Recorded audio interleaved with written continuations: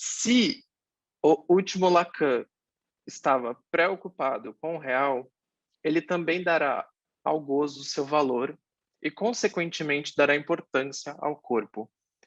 O título do Seminário 20 é uma brincadeirinha, mas ele também deve ser levado a sério. Ele se chama Encore, né?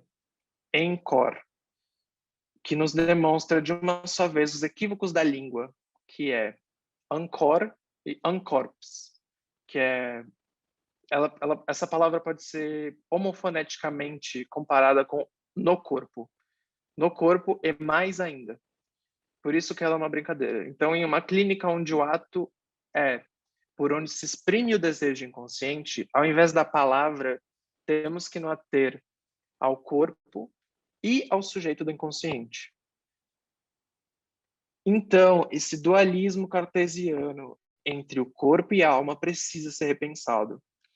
Ele é apenas uma forma de tentar o impensável, de reconhecer a morte aceitando a finitude do corpo enquanto a alma seria imortal. A gente pensa que a gente tem um corpo e a gente tem uma alma. Isso tem que ser desabonado. O inconsciente, né, ele ignora a morte. Isso foi Freud que falou nos seus textos das Reflexões para os Tempos de Guerra e Morte.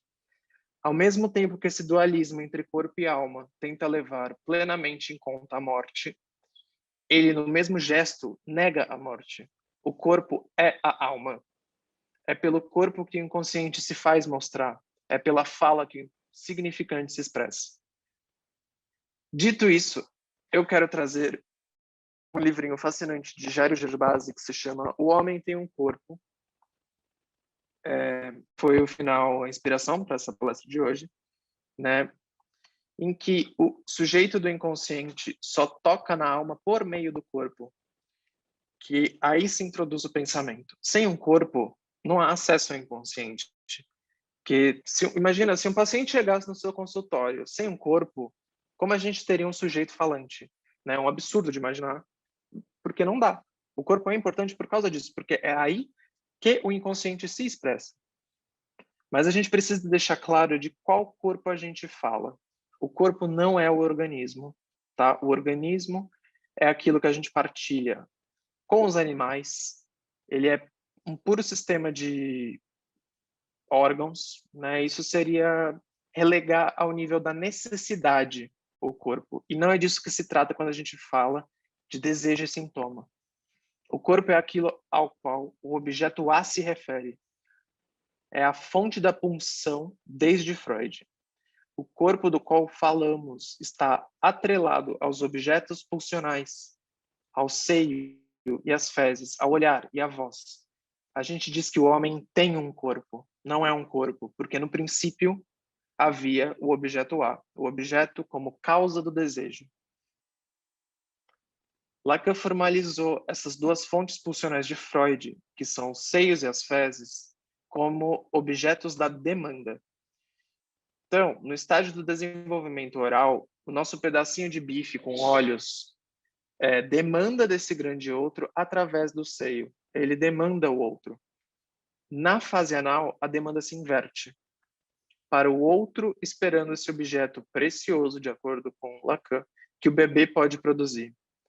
Nos dois casos, estamos no nível da demanda. Já a voz e o olhar, eles foram retificados por Lacan, eles são frisados por serem os objetos do desejo e do gozo, respectivamente. Então, a voz é o objeto do desejo e o olhar é o objeto do gozo. Acho que é importante a gente abrir aqui um parênteses para definir melhor entre as diferenças da necessidade, demanda e desejo. Essas três coisas são muito diferentes. A gente muito ouve falar como o nosso corpo é a parte mais animal e que este possui necessidades primárias, como dormir, comer, transar. E isso é uma bobagem, porque o corpo é recortado pela linguagem. A gente nada tem de necessidades. A necessidade está sempre ligada a uma noção de satisfação. E, portanto, é apenas um construto teórico que a gente faz para aquele pedaço de bife anterior à linguagem. A partir do momento que o bebê chora, ele pede algo a um grande outro. Mesmo sem saber o que é, esse grande outro lhe garante um significado. Então a gente já sai da necessidade, porque já tem um outro. Necessidade é vista no animal que consegue comer a mesma ração todos os dias. E a gente não é animal nesse sentido. Então necessidade não se aplica a gente. Como a gente é seres da linguagem, existe um grande outro que significa o nosso choro. Esse choro deixa de ser um estado de necessidade pura. E com a possibilidade de um objeto que complete essa falta, no momento em que a mamãe vai lá e diz, ele deve estar com fome. O outro, como a sua função materna, introduz o bebê na linguagem, ao dar significantes para dizer desta demanda. Por isso que a gente fala que o bebê é alienado ao grande outro. Ele é alienado à linguagem materna, no momento em que depende dele para dar a sensação de satisfação, que é sempre temporário. Ele vai sempre pedir mais. Mas a fala em si, falar é uma demanda. O enunciado é a própria dimensão da demanda, no momento em que é um apelo a um grande outro. A criança começa, ao longo do tempo, a demandar. Ela vai supor que em algum momento foi feliz, que estava 100% satisfeita, e é essa suposição de um momento de um objeto mítico, né, na verdade, que não existe esse objeto de completude, que ela vai tentando, através da demanda, recuperar esse objeto. Enquanto o desejo é pura metonímia, um deslizamento metonímico infinito entre significantes, a demanda pode ser saciada parcialmente por um objeto, mas surgirá novamente no jogo metonímico como uma demanda nova. Então a gente vai sempre demandar novas coisas, porque o desejo é inalcançável. A demanda, a gente pode pensar ela como o que se pode significar do desejo. É a parte do desejo que está dentro do jogo dos significantes, que pode tomar forma de um objeto e ser satisfeito por um período de tempo. Mas a gente nunca deixa de demandar, assim como a gente nunca deixa de desejar.